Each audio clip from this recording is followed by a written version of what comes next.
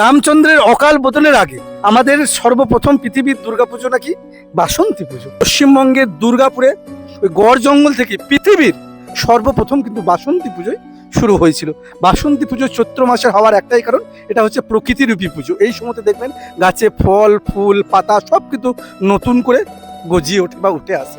ওই জন্যই চৈত্র মাসে যে বাসন্তী পুজো হয় এটাই আমাদের আসল দুর্গাপুজো, যেটা এখন আজকে সময়ের বা কালের ক্ষেত্রে আজ কোথাও না কোথাও বিলুপ্ত হয়ে যাচ্ছে। শরৎকালে যে শারদীয় দুর্গা উৎসব সেটাতেই আমরা সবাই মত্ত হয়ে গেছি। আমরা দেখেছি পশ্চিমবঙ্গ তথা আরও অন্য আমাদের রাজ্যে বা ভারতবর্ষের বাইরেও দুর্গাপুজো হয়, কিন্তু শরৎকালীর যে দুর্গাপুজো হয় সেটা কিন্তু আমাদের আসল দুর্গাপুজো হচ্ছে এই বাসন্তী উৎসব।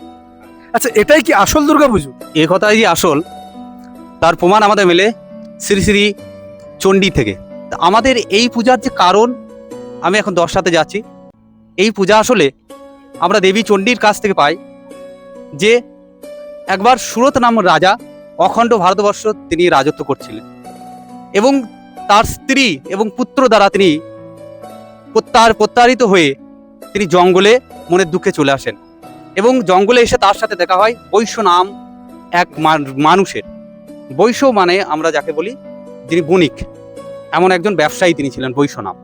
এবং এই দুজনে মিলে তারা গঙ্গার ঘাটে তারা স্নান করছিলেন, এবং তখন তারা দেখতে পান যে কোথায় যেন মন্ত্র উচ্চারণ হচ্ছে, এবং সেই জঙ্গলে তারা গিয়ে দেখেন যে সেখানে এক মুনির আশ্রম, এবং সেই মুনির আশ্রমে যিনি রয়েছেন তিনি হলেন আমাদের পূজিত মেধা ঋষি। মেধা ঋষি পূজা করছিলেন। তারা দুজনে মেধা ঋষির কাছে গিয়ে তাদের দুঃখের কথা বলেন, এবং মেধা ঋষি বলেন, এ তো আমাদের সংসারের লীলা, আর এ সবই কার জন্য হয়েছে? মহামায়ার জন্য। যখন নামটি তার সুরত রাজা শোনেন মহামায়া, তারা জিজ্ঞাসা করেন কে মহামায়া? তখন বলে মহামায়া দেবী দুর্গা, তিনি আদি, তিনি সব।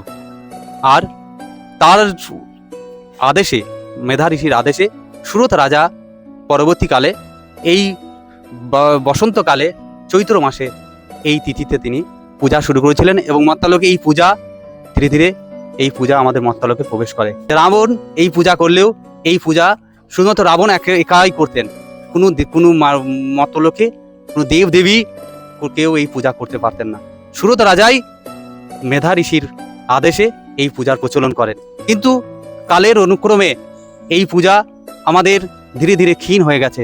বর্তমানে আমরা অকাল বোধন দেখতে অভ্যস্ত, যেটা চৈত্র মাসে না হয়ে শরৎকালে আমাদের আশ্বিন মাসে দেবী দুর্গা রূপে পূজিত হন। ইনি আদি, বসন্তকালে দেবী বাসন্তী রূপী দেবী দুর্গা। এই আমাদের এই পূজার এই মাহাত্ম্য।